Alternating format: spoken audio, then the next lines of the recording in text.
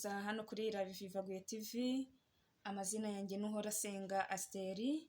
Turi kumwe n'umukozi w'Imana agiye gutangira kutubwira ijambo ry'Imana. Imana niduhana umugisha. Karibu hano kuri Ravivaguye TV. Murakoze. Amazina yanjye nitwa Solange Muhawenimana. Ndamuvuga butumwa. Yego. Nshimye Imana ko itugejeje kuri televiziyo. Mureke dufatanye dusenga Imana. Dukomeza n'ijambo ry'Imana. Bana turagushimye. Yego. Tugushimiye ko waciye inzira tukaba twakoze urugendo tukaba tugeze kuri televiziyo. None Uwiteka sinze nsaba umugisha ku bantu bagiye kudukurikirana muri ijambo ryawe. Uzubane natwe turaha. Urakoze ni mu izina rya Yesu Kristo. Amen. Amen. Amina. Tugiye gusoma ijambo ry'Imana riboneka muri Yohana ibice 11. Turasoma umurongo wa 17. Yesu azura Lazaro, niko umutwe w'amagambo uvuze. Ngo Yesu agezeyo asanga Lazaro amaze iminsi 4 mu gituro. Haleluya. Amina. Yesu agezeyo asanga Lazaro amaze iminsi 4 mu gituro. Uko niko ijambo ry'Imana ritubwiye. Haleluya. Oya, ijambo ry'Imana riratubwiye ngo agezeyo asanga Lazaro amaze iminsi 4 mu gituro. Haleluya. Oya, zezevo sanse tute amaze iminsi 4 yose. Ntabwo yagezeyo ngo asanga amaze umunsi umwe. Oya, nta nubwo yagezeyo ngo asanga amaze 2, ahubwo yagezeyo asanga amaze iminsi 4 yose. Haleluya. Bisobanurwa ngo yari amaze kubora. Amen. Haleluya.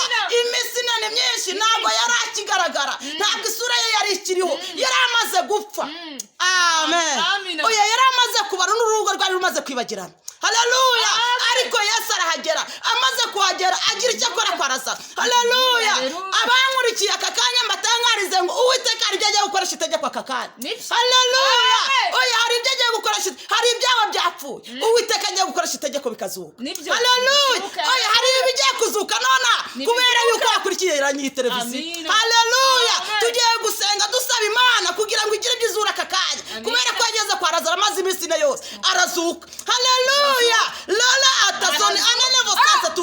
Kubera yuko yitwa ushobora zose yageze kwa Lazaro, atari uko Lazaro yari ategereje kwaza, ahubwo Lazaro we yari yarapfuye byararangiye. Nari ibyapfuye mu ruhande rwa Uwiteka agiye gukoresha itegeko bikazuka. Hari ibyapfuye mu ruhande rw'abagabo, Uwiteka agiye gukoresha itegeko bikazuka. Hari ibyapfuye mu ruhande rw'abakobwa, Uwiteka agiye gukoresha itegeko bikazuka. Hari ibyapfuye mu ruhande rw'ababyeyi. Haleluya. Oya, zezevo sasa tute mgido saya. Hari ibyo agiye kuzura aka kanya kubera ko agiye gukoresha itegeko. Amen.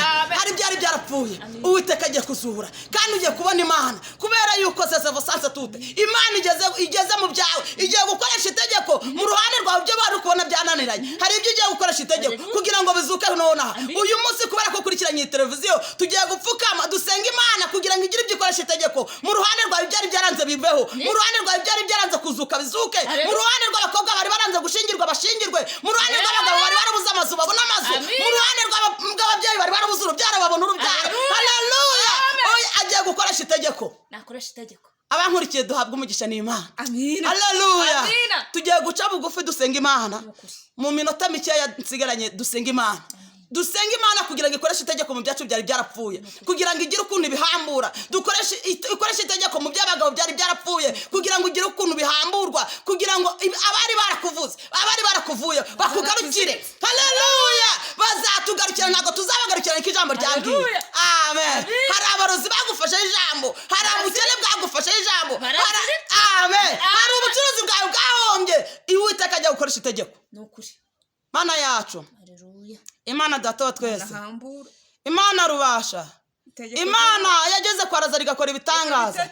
Turaguhamagaye aka kanya kugira ngo uze mu ruhande rw'abaduteza amatwi bose aka kanya kuri televiziyo. Nuze ukora ibitandukanye n'ibyo abantu batekereza, kandi Uwiteka uzuhindura amateka. Urakoze kumvisha gusenga ni mu izina rya Yesu. Amen.